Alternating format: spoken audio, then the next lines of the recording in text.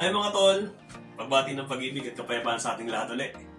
Salamat sa Diyos, narito na naman po tayo para mag-vlog. Last upload ko po is may nag-comment po pero dinilitrip po kagad kasi po yun, para siyang na-personal pero totoo naman po yung sinasabi niya. Nakalagay po rito sa comment. Hindi ko na po siya papangalanan para sa protection din po niya. Ito ang nakalagay. Tips naman dyan, paano nakapasa sa trade test kahit pahintuhin to sa pagpapatakbo ng truck at naipapasok pa ng atras. So, yun po yung nangyayari sa akin, kahit po ako nakaabante na, naipapasok ko pa ng atras yun. Kasi po, magkalapit po yung reverse at saka yung quinta, yung number 5 na cambio. So, salip sa number 5 na pupunta, sa reverse na pupunta, kaya hindi po pumapasok. So, bakit naman pahintuhin to?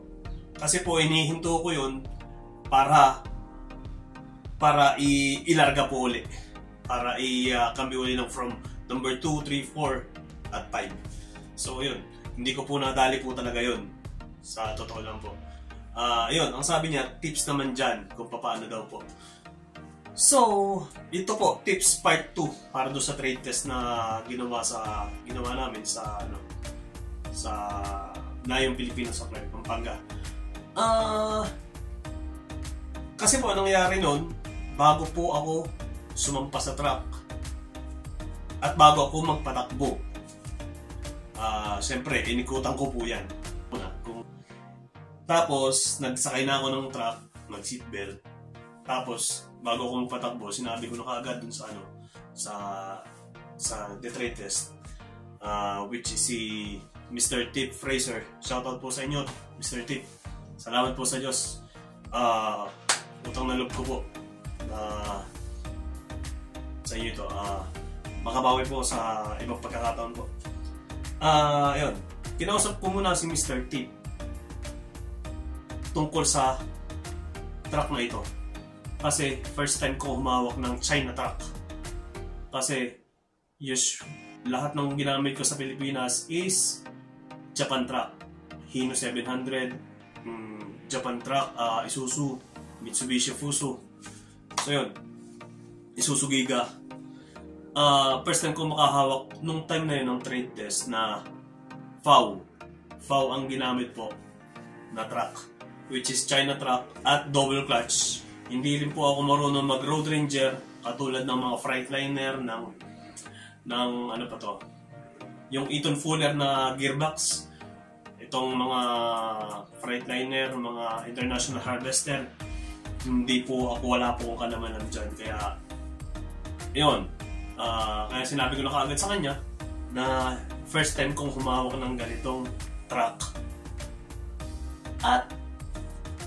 Pero nakahawak na ako ng ganitong gearbox na may range shift na high and low, saka splitter shift na high and low din. At saka while pahinto-hinto ako, habang natras pati, yun, kinekwentuhan niya ako. So nakikinig naman ako. Yan, kwentuhan kami. Basta yun, ang tip ko sa inyo, pag kwentuhan ka, kwentuhan mo din. So, nagtanong siya kung ilan daw ang anak ko, ganito. So, sinagot ko siya. Sabi ko naman, ilan ang anak mo, ganito. Tapos, ang huling tanong niya sa akin, bakit dito ang napili mong bansa? Which is marami namang iba. So, nung time na yun, mahilig talaga ako magano ng ibon. Mag-alaga. So, ang nasabi ko is, gusto ko makakita ng kiwi bird, which is national bird nila dito. Kiwi bird. So yun, siguro yun, isang factor yun para masabi niya na willing at gustong-gusto kong pumunta dito sa lugar na ito. So yun, at saka yun, malaking factor yun. Saka isa pang, bago ka magsimula at hindi mo pa nararanasan yung truck na yan, sabihin mo na kaagad, huwag kang magmamagaling-galingan, huwag huwag kang magbibida-bida. Kumbaga naman sa ngayon, mga term ng salita ngayon, huwag kang magbibida-bida. Yun. Dito kasi, hindi, kahit dito, narito na ako, talagang huwag kang pabida-bida. Yun. Kung hindi mo alam, sabihin mo. Yun. Yun. Yun ang tip ko sa inyo sa pag-trade test, no? Part 2. Sana nakatulong ito sa inyo. At sana nabuksan ng pag-iisip mo sa comment na ito, no? Wala po akong ginamit na backer, hindi wala po akong backer kahit isa. At wala din po akong binayaran na kung sino man para makapunta po rito. Yun. Bakit ako pumasa, hindi ko rin po alam, pero isa lang po ang pinakang ko, Diyos lang po talaga ang may alam. Diyos po ang nagano sa akin dito. Nagpapunta. Yun. Kahit hindi ko po expected kasi talagang alam ko parang bagsak na ako kasi kahit naman po kayo nakapanood na nung trade test na yun, talagang ako yung nasa kahulihan, buti nga pumasa pa at naritong ako. Yun, salamat sa Diyos, di ko rin po alam.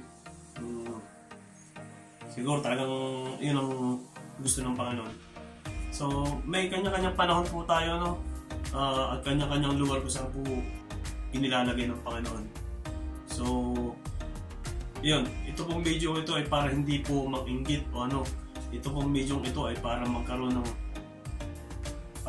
ng liwanag. Bakit nga ba ako pumasa? Yan. Salamat po sa Diyos.